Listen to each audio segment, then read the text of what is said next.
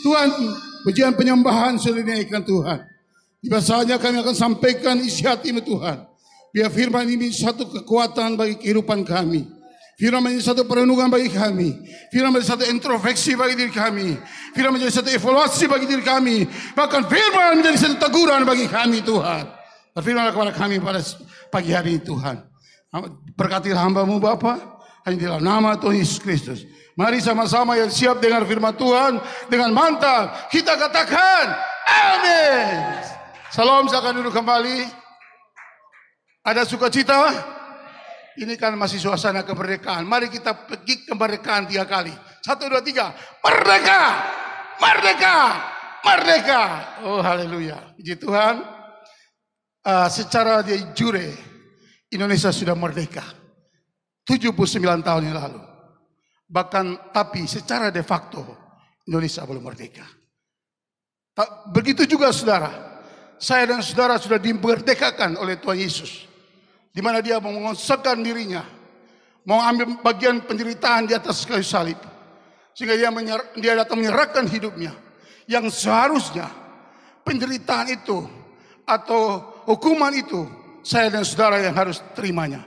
Tapi karena dia mengasihi saya dan saudara, maka kita diselamatkan lewat pengorbanan dirinya dia, sehingga kita tidak terbelenggu dengan dosa, tapi kita sudah dimerdekakan oleh karena Yesus Kristus. Ada amin saudara? Mari kita sama-sama buka di kitab Efesus pasal yang pasal yang pertama. Efesus pasal yang pertama. Dengan tema kita adalah keistimewaan orang percaya. Tentu tanpa kemerdekaan Tuhan Yesus, saya dan saudara tidak bisa dikatakan sebagai orang yang istimewa. Tapi karena lewat pengorbanan Yesus, dia mau mati di atas kayu salib, menyerahkan dirinya untuk menebus dosa saya dan saudara, maka saya dan saudara itu dikatakan orang yang istimewa. Mari kita baca dalam Efesus pasal yang pertama, ayat 1 sampai dengan ayat 3 sampai ayat 14. Efesus pasal yang pertama, pasal pertama ayat 3 sampai 14. Saya akan baca yang ayat ganjil, saudara baca ayat genap. Nanti kita akan akhiri bersama-sama di ayat yang ke-14. Kekayaan orang-orang terpilih. Terpujilah Allah dan Bapa Tuhan kita Yesus Kristus, yang dalam Kristus telah mengaruniakan kepada kita segala berkat rohani di dalam surga. 2, 3.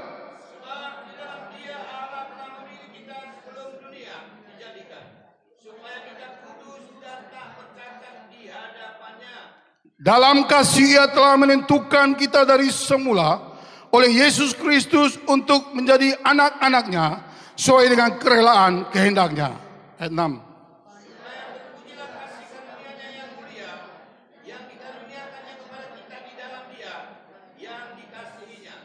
Sebab di dalam Dia dan oleh darahnya kita beroleh penebusan, yaitu pengampunan dosa menurut kekayaan kasih karunia-Nya.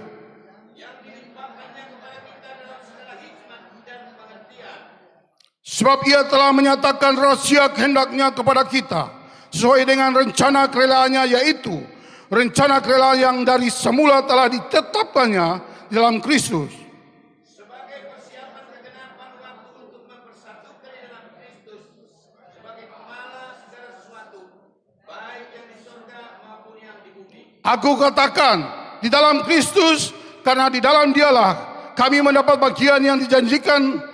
Kami yang dari semula ditentukan untuk menerima bagian itu sesuai dengan maksud Allah yang di dalam segala sesuatu bekerja menurut keputusan kehendak-Nya. Supaya kami yang sebelumnya telah menaruh harapan pada Kristus boleh menjadi puji-pujian bagi kemuliaan-Nya.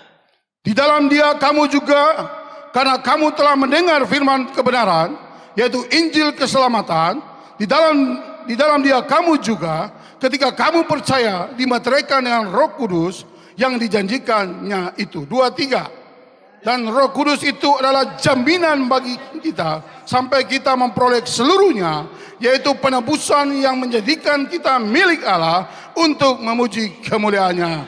Amin. Berbahagia setiap orang mendengar, merenungkan, bahkan melakukan firman Tuhan. Sebelum saya masuk dalam pokok poinnya, tentu saya perkenalkan diri dulu. Karena tak kenal maka tak sayang. Ya, tapi saya lihat sebagian besar pasti kenal. Ya. Nama lengkap saya adalah Jonathan Sio. Saya aslinya dari Kupang, Nusa Tenggara Timur. Saya gembala sidang di Gereja Bethel Indonesia, GBI Paulus Ministry, Jalan Hercules, Kaki 14, Simogunung, Surabaya. Saya 2 putra, yaitu 1 laki, 1 perempuan, dan sudah punya cucu 2. Jadi orang Kristen dan 1 istri, tidak boleh lebih dari 1. Ya, itu sana. Kalau di sini hanya 1 istri. Ya, karena Kristen tidak mengenal poligami. Kristen mengenal monogami. 1 wanita, 1 pria. Mari Bapak Ibu kasih Tuhan, kita masuk dalam poin tema kita, keistimewaan orang percaya. Tentu saudara bisa bayangkan suatu ketika saudara diundang pesta ke suatu tempat ya. Saudara itu biasa, orangnya biasa.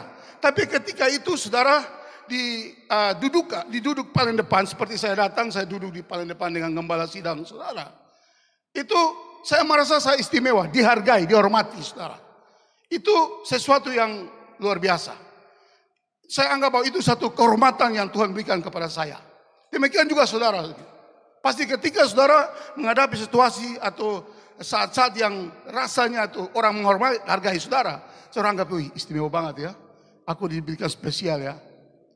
Bahkan juga ada nama-nama istimewa yang lain yang kita dengar seperti VIP, VVIP, itu kata-kata istimewa.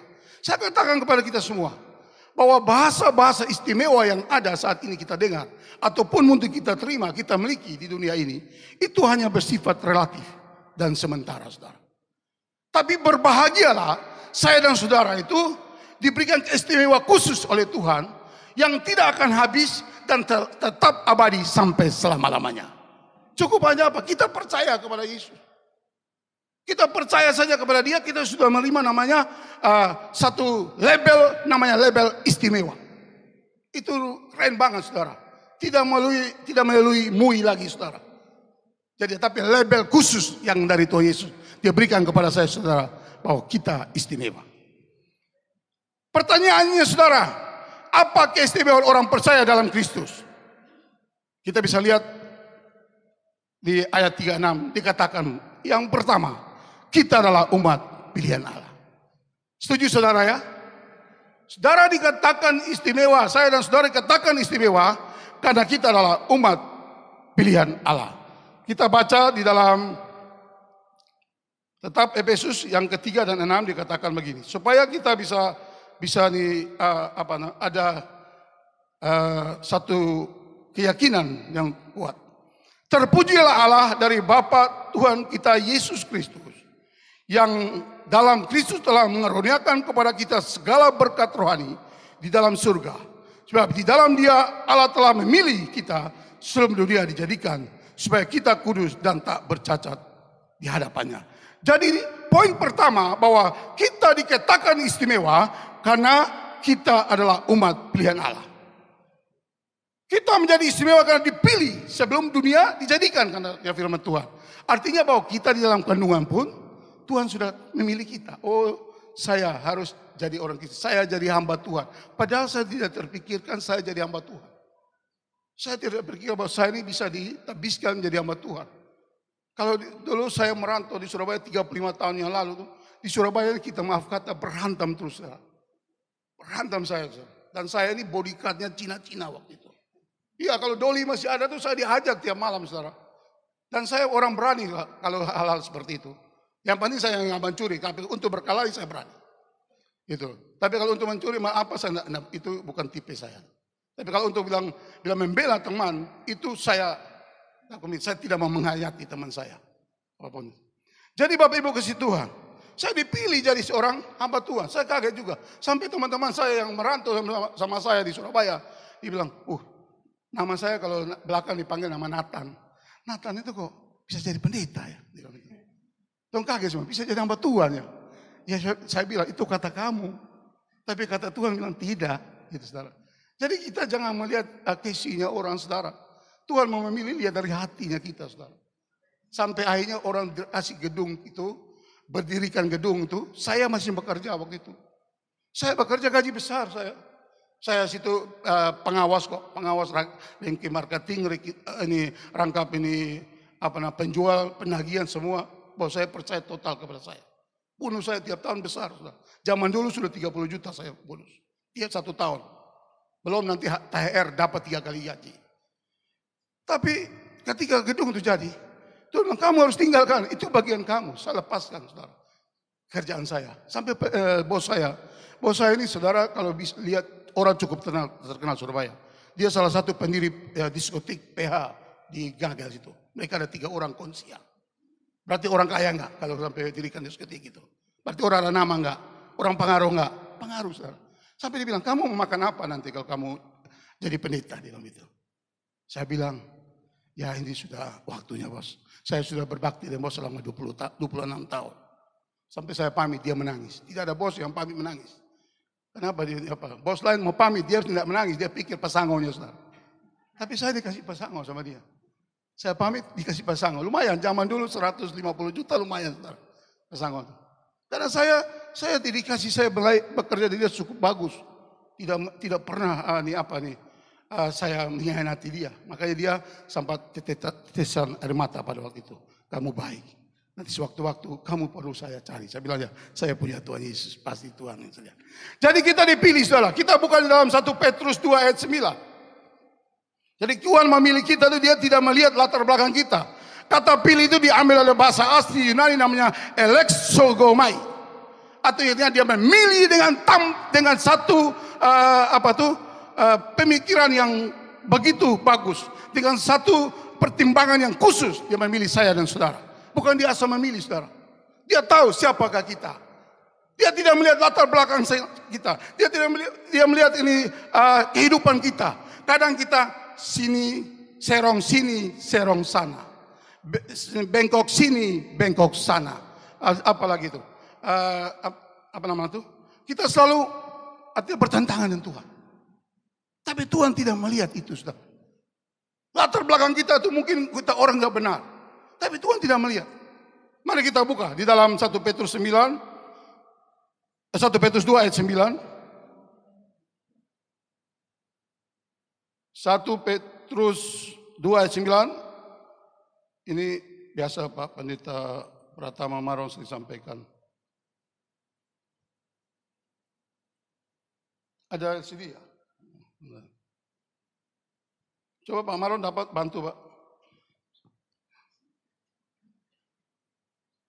Oh iya, nggak kelihatan sorry. Ya, sorry maaf.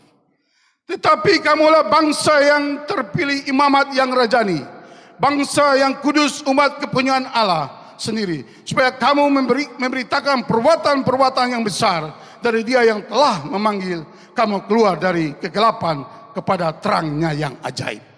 Ini tujuan bahwa Allah memilih saya dan saudara itu tujuannya kita itu untuk apa saudara? Kita menjadi terang dan garam. Makanya orang Kristen jadi terang dan garam. Jangan garam tumpuk dengan garam. Nanti jadinya apa? Gudang garam. Iya. Jangan kumpul. Tari ini jiwa lagi yang lain saudara. Kalau kumpul dengan terang terus dengan garam jadinya gudang garam. Akhirnya rasanya apa? Tawar. Tidak bisa dinikmati saudara. Tuhan mau kita itu keluar karena sesuai dengan amanat agung. Pergi jadikan seluruh bangsa muridku. Jadi Tuhan memilih saya dan saudara itu tidak melihat latar belakang kita. Kita walaupun orang berdosa, kita semua sering melakukan pelanggaran, kita sering melakukan dosa, saudara. Tuhan tidak melihat. Kita bisa melihat di dalam Roma 9 ayat 5. Supaya kita tahu bahwa kita ini siapakah kita ini. Siapakah sebenarnya kita. Roma 9 ayat yang ke-15. Mereka adalah keturunan Bapa. Roma 9 ayat 15. Sebab ia berfirman kepada Musa, aku akan menaruh belas kasihan kepada siapa aku mau. Dan aku menaruh belas kasihan dan aku akan mempermurah hati kepada siapa aku mau bermurah hati. Jadi artinya saudara, Tuhan mau memilih kita. Dia tidak lihat siapakah. Makanya saudara lihat, hamba Tuhan, banyak hamba Tuhan yang jadi itu, latar belakangnya mereka rusak semua. Rusak seperti Pak Yusuf Roni, Pendeta Yusuf Roni. Ya, suka dulu dia menjadi otak untuk bakar gereja. Tidak suka anak-anak Tuhan. Tapi Tuhan memilih dia. Di kitab-kitab situ banyak. Musa pernah membunuh. Tuhan membunuh. Daud pernah membunuh bersina. Tuhan memilih dia. Menjadi keturunan Yesus dari keturunan Daud. Makanya orang-orang Yahudi kalau mereka mau manggil Yesus itu lewat bilang, Yesus anak Daud, turunkanlah balas kasihan pada aku. Karena dia tahu dia memakai leluhur nenek moyang itu, ada kuasa Tuhan terjadi. Jadi Tuhan memilih tidak melihat latar belakang kita. Dia memilih kita itu adalah hak prerogatif kita. Dia tahu siapakah kita sebenarnya. Jadi makanya kita harus hati-hati. Jangan, itu hamba Tuhan gak benar itu. Hamba Tuhan seperti itu. Jangan, saudara, itu kata saudara. Tapi kata Tuhan tidak seperti itu. Ya, hamba Tuhan suka gini. Tak mau lihat tahu, nggak tahu jangan saudara berkata asal-asal saudara. Karena firman Tuhan katakan hamba Tuhan itu bagaimanapun hamba Tuhan itu sudah diurapi Tuhan. Itu bagiannya Tuhan.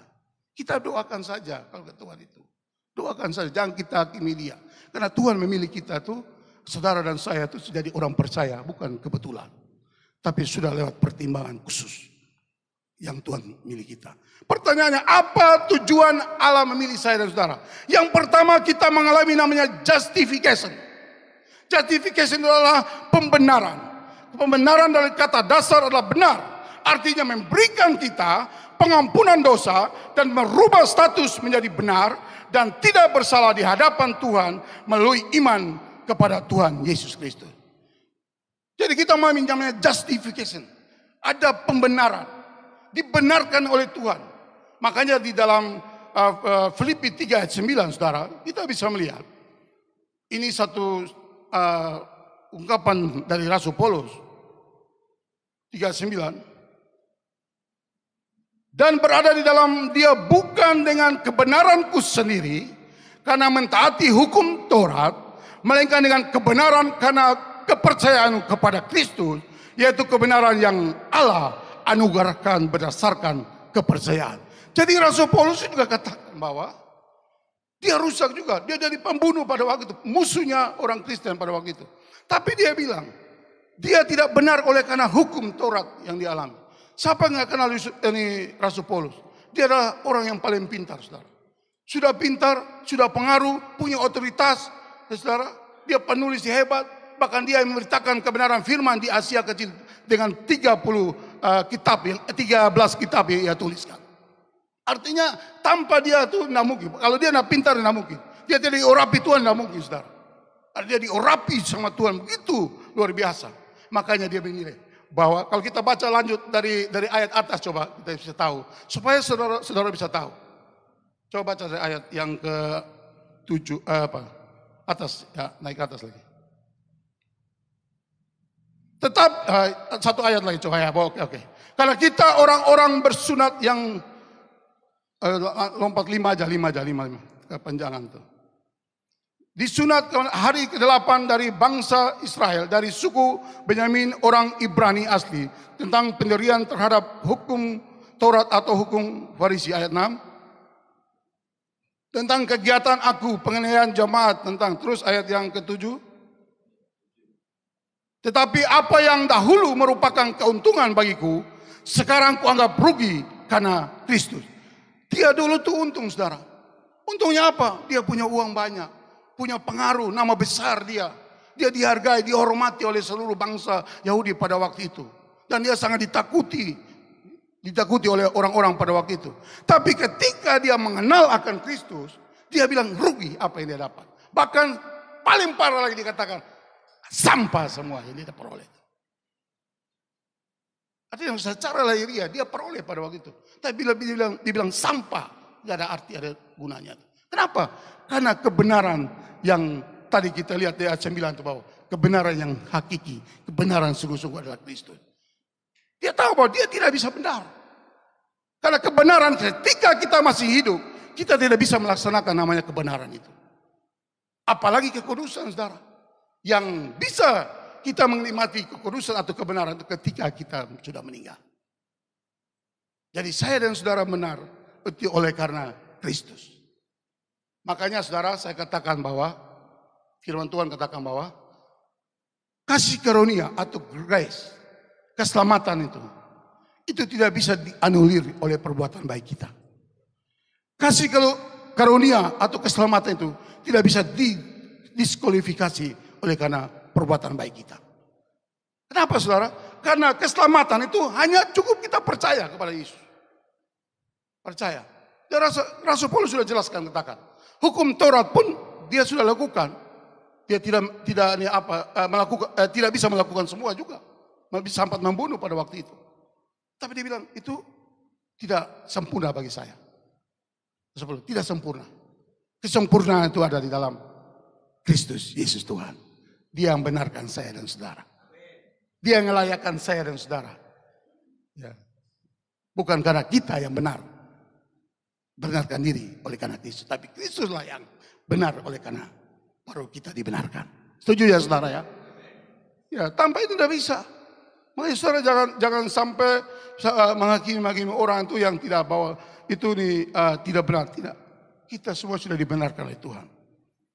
Itu yang pertama saudara. Ketika kita mengalami justification, itu ada terjadi namanya restorasi. Restorasi itu akan terjadi perbaikan di sana sini. Baik karakter kita, sifat kita, ya, kelakuan kita, ada pemulihan itu terjadi ketika kita mengalami justification itu. Perubahan itu muncul dalam diri kita. Kita mengalami satu perbaikan dalam kehidupan kita. Itu tujuan Allah memilih saya dan saudara. Supaya kita dikatakan umat-umat yang istimewa. Yang kedua saudara, apa tujuan Allah memilih saya dan saudara dikatakan sebagai orang istimewa? Yang kedua adalah sanctification. Tujuannya, yang tadi masih poin pertama punya poin kecil, yaitu sanctification, pengudusan. Artinya apa? Memberikan kita suatu transformasi di dalam hati menjadi serupa dengan kekudusan Kristus. Jadi kita tuh mengalami namanya transformasi, ada perubahan. Tuhan ketika kita mengalami sanctification, ada pengudusan, ada kemurnian yang Tuhan berikan kepada saya dan saudara. Itu tujuannya dia memilih saya saudara. Kenapa? Kita tidak murni, kita tidak kudus, kita tidak layak, tapi ketika kita mengalami namanya sanctification, maka kita akan mengalami extraordinary favor. Ada perkenanan Tuhan yang Tuhan berikan kepada saya dan saudara. Ini luar biasa saudara. Kita bisa lihat dalam Roma pasal 3 ayat 24.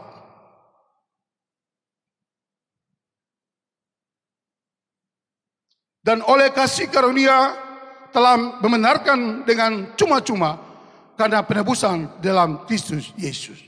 Karena Kristus Yesuslah yang cuma-cuma berikan penebusan, maka saya dan saudara mengalami kekudusan. Kalau tanpa tidak bisa, kita masih hidup ini tidak bisa kudus saudara. Yang ada kudis, bukan kudus. Kudus nggak bisa. Siapapun itu, omong kosong kalau hamba Tuhan lihat dia itu suci, omong kosong. Kenapa? Pikiran kita tuh, kalau saudara nanti saya buka di kitab lain, saudara bisa lihat. Kita hanya binatang yang najis saja, zaman PL itu ya. Itu kita makan sudah berdosa. Binatang, nah kita kayak najis itu seperti apa? Babi. Itu kalau di hukum Taurat itu babi, kepiting. Itu kan nih pemakan limbah semua tuh. Ikan lele itu. Itu mereka itu ada pemakan limbah. Itu najis kalau di kitab Taurat itu. Dosa sudah saudara. Sumpah, aku sumpah enggak demi Tuhan tapi demi lampu, demi ruangan ini. Ada orang itu sudah berdosa saudara. Kita akan nanti kita lihat saudara. Nanti poinnya saya sampaikan. Jadi artinya bahwa kekudusan itu dimurnikan oleh Tuhan, bukan oleh karena kerja keras kita. Kita melakukan perbuatan baik itu hanya suatu nilai atau mengerjakan nilai keselamatan. Tapi tujuan keselamatan Itu sudah dibayar lunas oleh Tuhan Yesus di atas kayu salib. Yang ketiga itu adalah dari poin pertama, yaitu kita dipilih. Tadi kita dipilih pertama itu menjadi justification. Jadi kita dipilih menjadi umat pilihan, menjadi sanctification. Dan yang ketiga adalah kita diangkat sebagai anak Allah. Itu ayat yang kelima. Saudara bisa baca di ayat yang kelima nanti. Kembali ke Efesus. Efesus pasal yang pertama ayat yang kelima.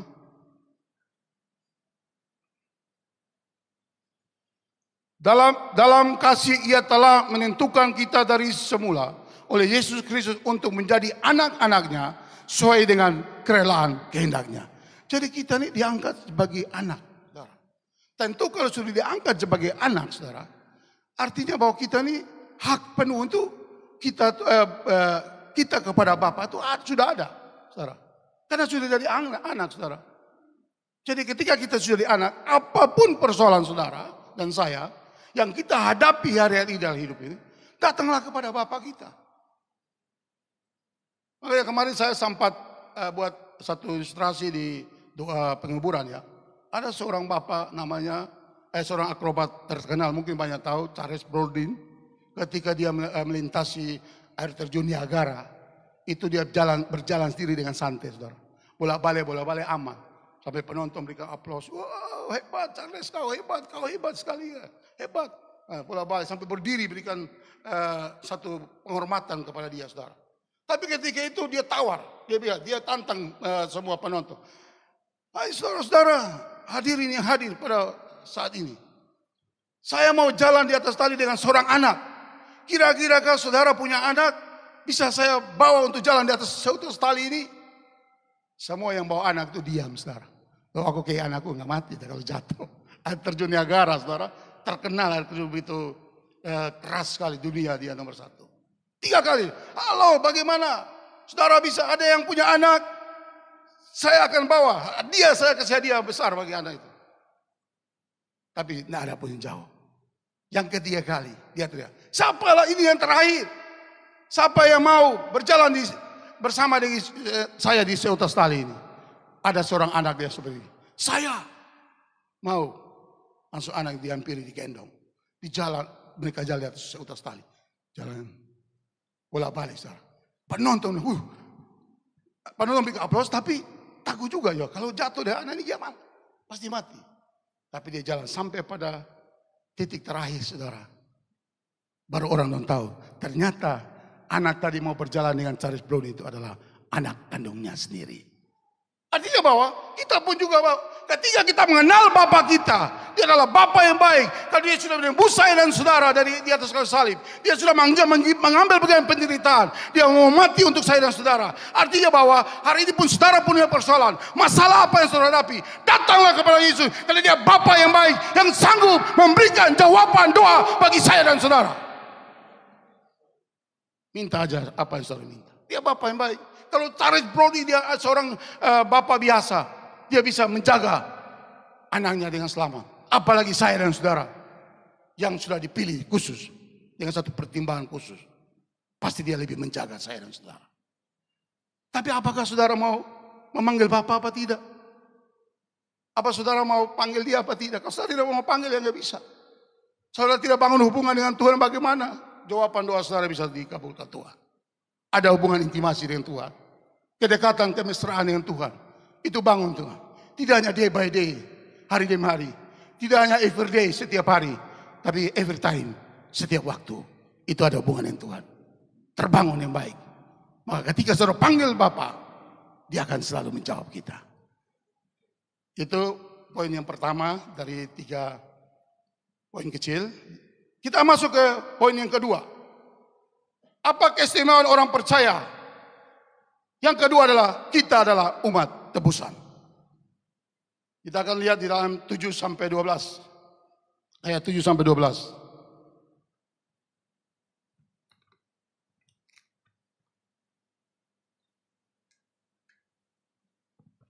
Sebab di dalam dia dan oleh darahnya kita beroleh penebusan, yaitu pengampunan dosa menurut kekayaan kasih karunia-Nya. Terus lanjut. yang dilimpahkannya kepada kita dalam segala hikmat dan pengertian, sebab ia telah menyatakan rahasia kehendaknya kepada kita sesuai dengan rencana kerelaannya, yaitu rencana kerelaan yang dari semula yang telah ditetapkannya di dalam Kristus. 10. Sebagai persiapan kegenapan waktu untuk mempersatukan di dalam Kristus sebagai kepala segala sesuatu, baik yang di surga maupun yang di bumi. Ayat yang ke-11. Aku katakan di dalam Kristus, karena di dalam Dialah kami mendapat bagian yang dijanjikan.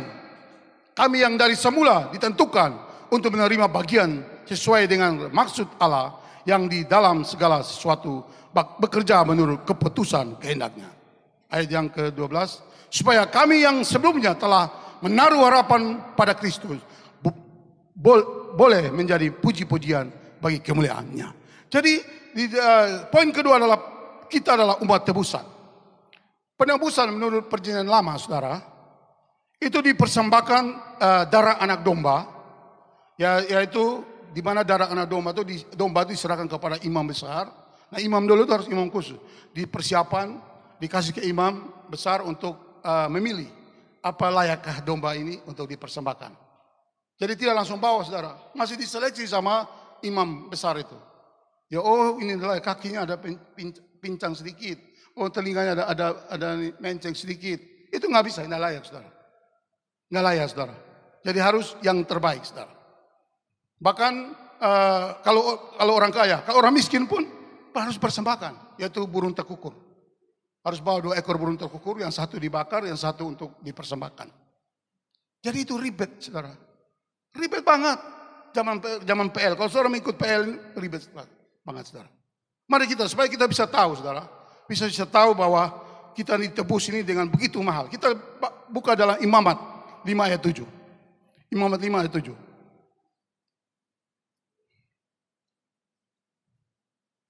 Tapi jikalau ia tidak mampu untuk menyediakan kambing atau domba, maka sebagai tebusan salah karena dosanya yang telah diperbuatnya itu, haruslah ia mempersembahkan kepada Tuhan 2 ekor burung tekukur atau 2 ekor anak burung merpati, yang seekor menjadi korban penghapusan dosa dan yang seekor lagi menjadi korban bakarannya. Kalau kita naik dari atas, coba dari atas ayat yang ketiga. Balik ke atas supaya kita tahu bahwa atau apabila ia kena kepada kecandisan berasal dari manusia dengan kecandisan apapun juga yang ia menjadi najis tanpa menyadari hal-hal itu, tapi kemudian ia mengetahuinya, maka ia juga bersalah. Jadi orang yang berbuat dosa, kita tahu, kita tidak omong kasih ingat, kita berdosa, saudara. Ya kadang Bu Sitorus ini maaf, sering kasih ingat orang, betul tuh, tidak salah dia. Karena tahu firman bahwa memang orang ini harus kita ingatkan. Jangan sampai kita sudah tahu, kita nggak kasih ingat orang, kita berdosa. Nah, zaman dulu harus persembahan domba, Bu. Kalau mau penghapusan dosa. Zaman dulu kalau tidak ada domba ya burung tekukur. Itu. Kalau zaman dulu, saudara, zaman perjanjian baru. Itu. Ya coba ayat yang berikut lagi. Atau apabila seorang bersumpah teledor dengan bibirnya, hendaklah berbuat yang buruk atau yang baik. Sumpah apapun juga yang diucapkan orang dengan teledor tanpa menyadari hal itu, tapi kemudian ia mengetahuinya, maka ia bersalah dalam salah satu perkara itu. Ini juga harus bersumpah. Sumpah sembarang kita sumpah Dewi, biasa orang sini sumpah Dewi apa tuh ya? Sumpah gitu aja, ngomong itu sudah berdosa kita, saudara. Kalau menurut perjanjian lama, saudara. Makan makanan yang najis itu di Alkitab seperti babi apa itu berdosa. Jadi ribet, saudara. Jadi berbahagialah saya dan saudara menjadi umat tebusan, yaitu Yesus sendiri yang datang ke dunia lewat Bapaknya, mengutus ke dia, mengorbankan dirinya untuk menebus dosa saya dan saudara. Dia dengan extravagant love, cinta yang obral, cinta yang murah, yang dia berikan dengan cuma-cuma tanpa dengan satu pembayaran apapun. Dia berikan dengan tulus kepada kita, tapi dia tidak murah, saudara. Cinta murah, tapi dia bukan murah-murahan. Dia bukan murah-murahan. Dia mencintai saya dan saudara. Begitu murah, begitu royal dia berikan. Jika dirinya mau mati di atas salib untuk menebus dosa dan saudara. Ini penebusan yang sejati. penebusan yang hakiki, saudara. Penebusan yang tidak bisa diambil oleh siapapun juga. Kenapa? Kita adalah umat yang istimewa. Luar biasa, saudara. Makanya ada dua pandangan di sini, saudara. Pandangan orang dunia dan orang-orang yang orang yang percaya bahwa ada pandangan secara universalisme dan pandangan secara universalitas. Apa sih universalisme? Yaitu kematian Yesus di atas kayu salib ditawarkan untuk semua orang berdosa, tapi hanya berlaku bagi setiap orang yang percaya kepadanya. Jadi kalau menurut universalitas itu bahwa Yesus mati di atas kayu salib ditawarkan untuk semua orang, tapi orang yang percaya kepada Tuhan Yesus baru diselamatkan. Tapi kalau tidak percaya itu tidak diselamatkan. Itu pandangan menurut pandangan secara universalitas. Tapi pandangan yang lain menurut universalisme bahwa orang yang Yesus datang ke dunia ditawarkan kepada semua orang, apakah orang itu dia berdosa atau tidak berdosa, orang itu beragama, tidak beragama, orang itu melakukan kesalahan atau tidak kesalahan, tetap diselamatkan. Ini bertentangan dengan firman Tuhan. Nah, kita menganut universalitas bahwa Yesus datang ke dunia ini untuk menebus dosa saya dan saudara, dan kalau kita percaya kepada Dia, maka kita selamat. Nah, kemarin saya khotbah orang meninggal, ada orang itu ex dari seberang, saudara, ex dari seberang dia. Bukan seberangnya ini, tapi seberang lagi, saudara. Itu ketika kami doa, baptis dia waktu itu di laut, saudara. Baptis di laut itu, dia minta baptis di laut. Dan waktu itu, saudara, laut itu lagi bergejolak. Karena apa? Baru selesai gempa di Bima. Di Bima waktu itu. Lombok sana, saudara. Jadi laut itu belum tenang. Tapi 3 hari disuruh dia minta baptis di laut. Nah, saya sebagai hamba Tuhan nggak mungkin saya tolak, saudara. Yang anehnya, saudara, orang baptisnya di kolam, baptis di sungai, tapi dia minta di laut, saudara. Ternyata, saudara, indikasinya dia mau buang balak sekalian di laut sana. Jadi ketika kami dengan rombongan banyak jemaat semua kami bawa, waktu itu ada 3 mobil sama mereka yang cacar semua, saudara. Kita naik perahu. Nah, dari orang perahu ini bawa kita bukan ke tempat laut yang agak dangkal sedikit, tapi bawa kita ke tengah-tengah laut, yang di mana tengah-tengah tempat itu tempat pembuang balak setiap suatu suruh. Tapi kita anak Tuhan, siapa takut dalam itu? Berangkat, saudara. Jadi ketika itu istri saya sudah berdua, nah istri saya puji Tuhan dia punya karunia juga melihat. Dia bilang, "Pak, ikut loh, dorang sudah kepung kita." Dan memang benar, setan-setan berlaksa sudah kepung kita. Namanya di laut, saudara. Ceritanya, saudara, saya turun ke bawah. Saya turun ke bawah untuk membaptis dengan yang almarhum baptis ini. Laut mulai goyang. Saya sampai gini, goyang-goyang ini. Padahal biasa tadi enggak, tapi setelah di laut sudah gini, melayang ini.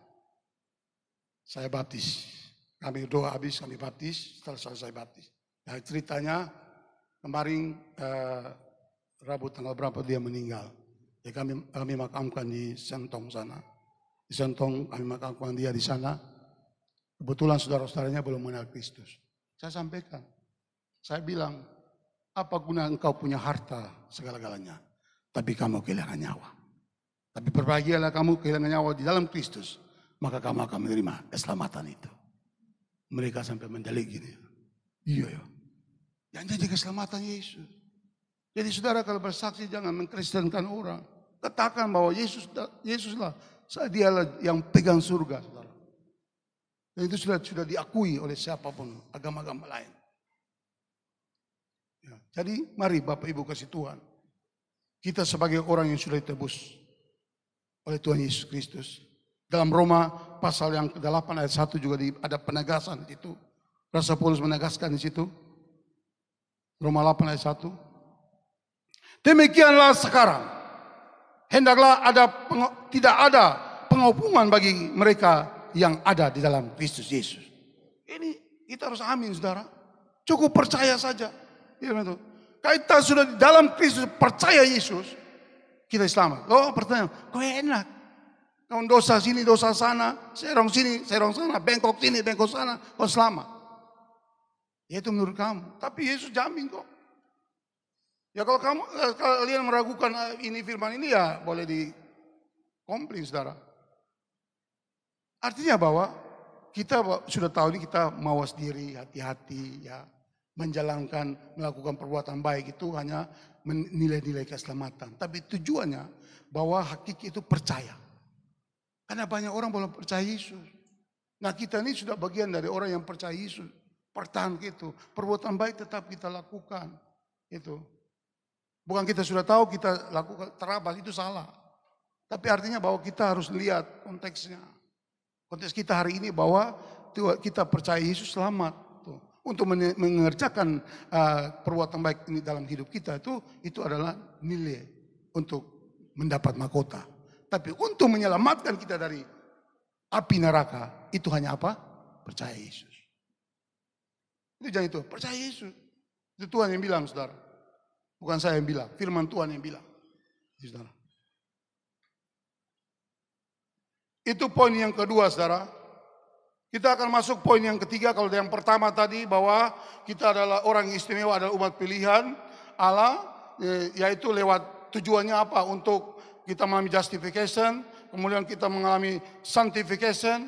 Kemudian kita diangkat menjadi anak Allah. Itu poin yang pertama. Poin yang kedua bahwa kita sebagai umat istimewa. Kita adalah umat tebusan. Kita ditebus dengan darah Yesus yang mahal. Di atas kayu salib. Itu harga mati. Dan saudara harus punya passion, harus punya iman seperti ini. Jadi ketika ada goncangan, hantaman datang, saudara tidak jadi lemah. Karena saudara tahu bahwa kita sudah ditebus dengan mahal. Ya iman saudara jangan dijual karena cinta, jangan dijual karena harta, jangan dijual karena jabatan. Tapi hanya sesaat saudara. Apa yang kelihatan itu hanya tipu muslihat, hanya palsu saudara, hanya jebakan saudara. Jangan saudara ini terfokus dengan apa yang kelihatan. Tapi fokuslah apa yang tak kelihatan. Karena tak kelihatan mengandung nilai kekekalan.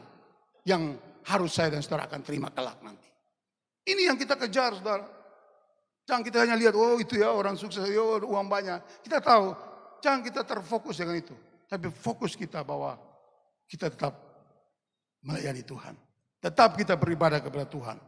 Itu tujuannya, Tuhan mau bagi kita. Yang ketiga, bahwa apa keistimewaan kita sebagai orang percaya? Kita adalah umat yang dimateraikan oleh Roh Kudus. Ayat yang 13 dengan 14. Efesus, kembali ke Efesus.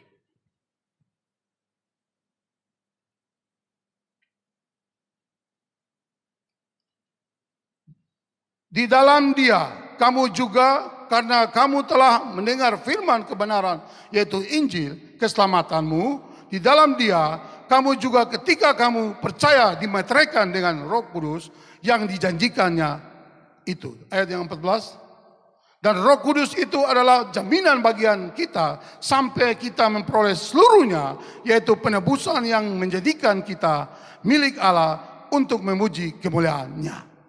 Jadi kita ini tadi sudah ditebus, dipilih ditebus. Sekarang kita dimateraikan saudara. Luar biasa saudara.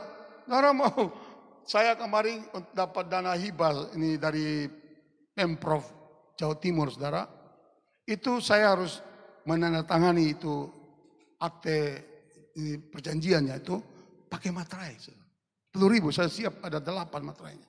Tanda tangan. Tidak baca, suruh tanda tangan toh. Mau isi apa nggak tahu saudara.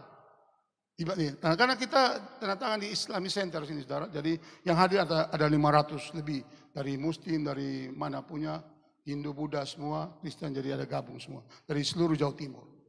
Biasa tangan-tangan itu tidak lihat. Ini apa? Supaya memang ini ada hukumnya, ada kalau salah kita harus jalankan hukumnya, dan ada perjanjian yang harus kita lakukannya. Nah, saya dan saudara juga begitu. Kita ketika Tuhan sudah milih, bukan dia hanya biar saya sudah milih kamu sudah, saya tidak. Oh saya sudah tebus kamu sudah, tidak saudara. Tapi dimateraikan lagi saudara dengan Roh Kudus, tanda hak milik, bermilik kerajaan surga. Setuju saudara enggak? Amin dah saudara. Amin saudara. Hebat saudara. Hebat banget. Tanda kepemilikan kita. Dimateraikan dengan Roh Kudus. Kami di kampung kami dulu di Kupang sana. Kalau dulu zaman dulu kita tuh Kupang termasuk daerah swasembada sapi terbesar di Indonesia. Nah kami itu saya aja punya sapi 100 ekor waktu itu. Jadi kalau kami mau lepaskan sapi di Padang itu kami lepas saja. Tapi di Bokong ini sudah ada nama. Kalau saya punya JS, Jonathan Sio. Jadi dia berbau dengan sapi-sapi dari orang-orang sekitar itu sehari pun, 2 hari, 3 hari, itu tidak akan hilang. Karena kalaupun hilang 1 ekor, kita cari pasti ketemu, saudara. Karena itu di situ ada nama Jonathan Sio.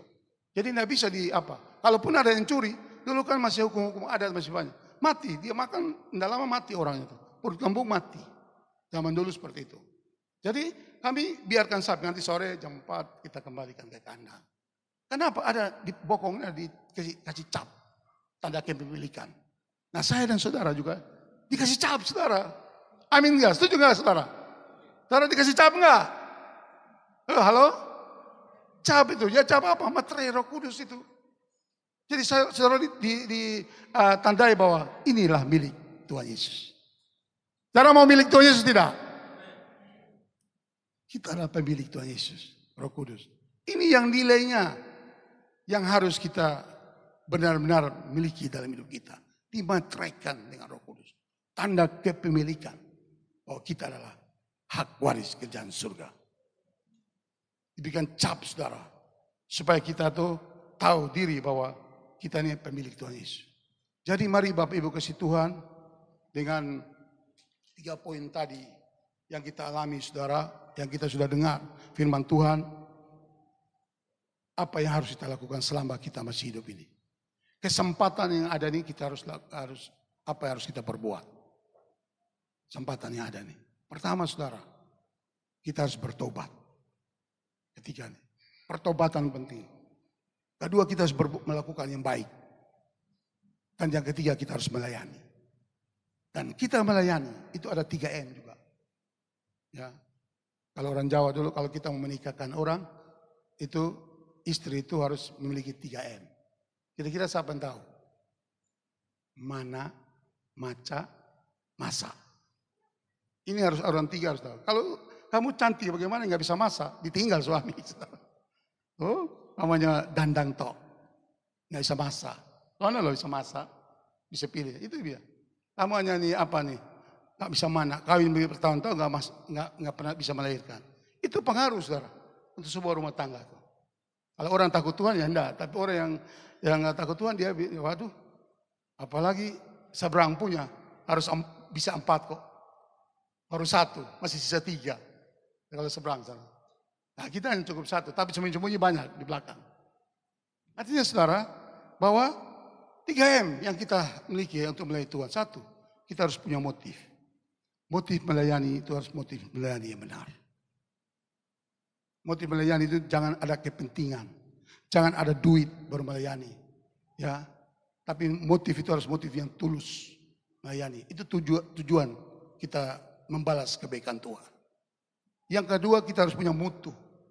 Mutu itu artinya apa? Kita punya dasar kebenaran firman yang kuat. Pondasi yang kuat. Supaya ketika kita ditabrak dengan masalah-masalah yang ada, kita tidak cepat goncang. Karena tadi ada mutu kebenaran itu kita sudah pegang. Dasar yang kuat. Yang ketiga adalah metode. Metode kita itu harus metode kudus. Untuk melayani Tuhan. Artinya kudus itu ya kita sudah harus berjalan hati-hati dalam mawas diri kita. Dan 3 hal ini, saudara, kesempatan yang ada ini, marilah kita lakukan yang terbaik bagi Tuhan. Tadi yang pertama, keistimewaan orang percaya yang pertama apa, saudara? Apa? Kita umat pilihan Allah. Yang kedua kita apa? Umat tebusan. Yang ketiga kita apa? Umat yang dimateraikan. 3 hal inilah menjadi satu keyakinan bagi kita supaya kita tidak meninggalkan Tuhan Yesus sampai pada akhirnya. Orientasi kita jangan orientasi kepada hal-hal yang sifat sementara. Tapi orientasi kita harus pada hal-hal yang bersifat kekekalan. Karena itu harus kita mengambil sikap. Orientasi itu bicara sikap kita. Supaya kita ambil sikap ini jangan sampai salah. Tuhan Yesus memberkati kita. Segala puji hormat, ucapan syukur dan sembah hanya kepada Allah Tritunggal yang hidup. Di dalam nama Tuhan Yesus Kristus, terimalah ya Tuhan setiap persembahan anak-anak-Mu. Setiap rupiah Tuhan memperhitungkannya sebagai kebenaran. Dan ketika umat-Mu bekerja di bawah terik matahari, Tuhan telah menyatakan kasih dan anugerah-Nya, berkat yang berlimpah-limpah. Terima kasih Tuhan Yesus. Lebih dari semuanya, Tuhan menjadikan kami umat pilihan-Nya, umat yang sudah ditebus dengan darah yang agung dan mahal. Dan kami sudah menjadi umat yang dimeteraikan oleh Roh Kudus. Pakai dan urapi akan hamba-Mu Bapak Pendeta Yonatan Sio. Lebih hari lebih indah dalam penggembalaan, dalam ministry, dalam pelayanan yang harus dikerjakan dan dilakukan bersama dengan keluarga dan jemaat, didapati berkenan di hadapan Tuhan dan semakin menyukakan hati Tuhan. Hamba berdoa ya Tuhan, menyerahkan seluruh jemaat supaya mereka semuanya tanpa terkecuali menghargai Engkau lebih dari segala apapun yang ada di atas muka bumi ini. Hamba tahu Tuhan, setiap anak-anak-Mu yang hadir, mereka punya pergumulan masing-masing. Mungkin mereka tidak pernah menceritakan kepada saya hamba-Mu. Atau mungkin mereka tidak bisa menceritakan kepada yang lain. Ada hal-hal yang sangat pribadi. Di dalam nama Tuhan Yesus hamba mohon belas kasihan-Mu. Saat ini juga Tuhan, tumpangkan tangan-Mu, peluklah mereka dalam nama Tuhan Yesus, dalam nama Tuhan Yesus Kristus. Jamah, lepaskan, sembuhkan mereka. Ora masika mahaka ropoto hokes, hikama handala basondoro loboshaka. Hika moropo sendere lebe bandara la boshanda la bahaka. Hi moroko senda hake lekete ke halo hokos. Ipa korobo sandari bahandore heke handaya sanda. Hika mama la basena la basanda la bahani arabosende.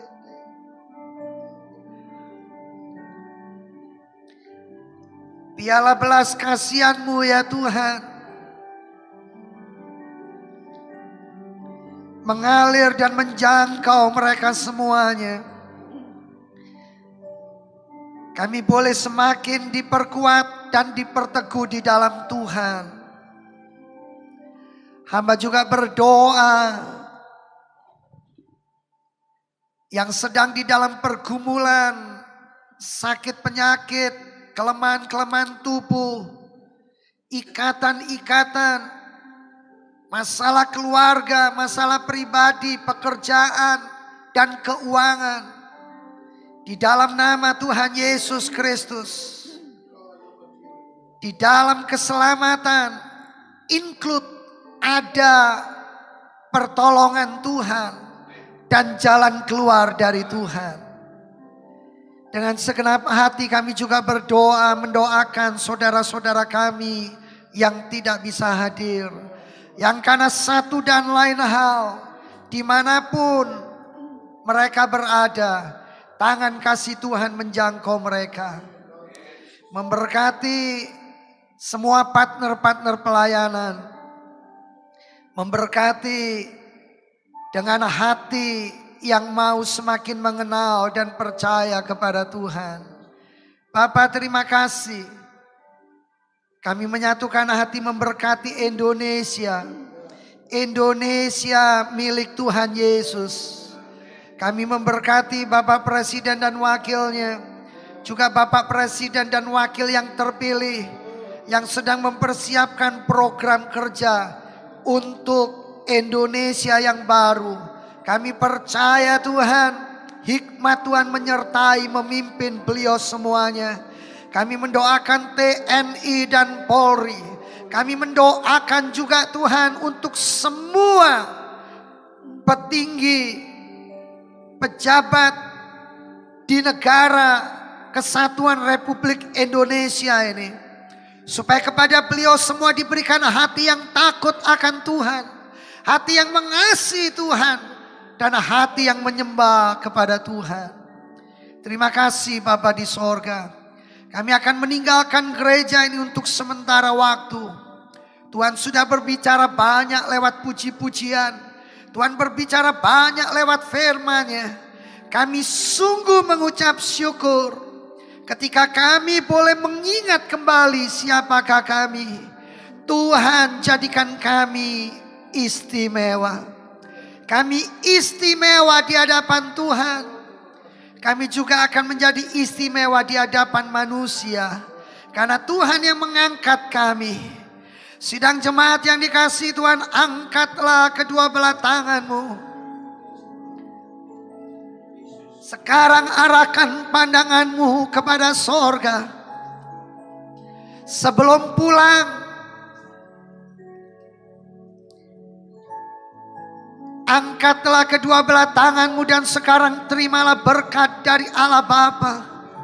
Cinta kasih kemurahan Tuhan Yesus Kristus Sang Putra di dalam persekutuan daripada Allah Roh Kudus akan memimpin dan menyertai hidupmu, akan mengangkat engkau dan memberkati engkau saat ini bahkan sampai selama-lamanya. Terimalah segala yang terbaik dalam nama Tuhan Yesus. Puji Tuhan. Amin.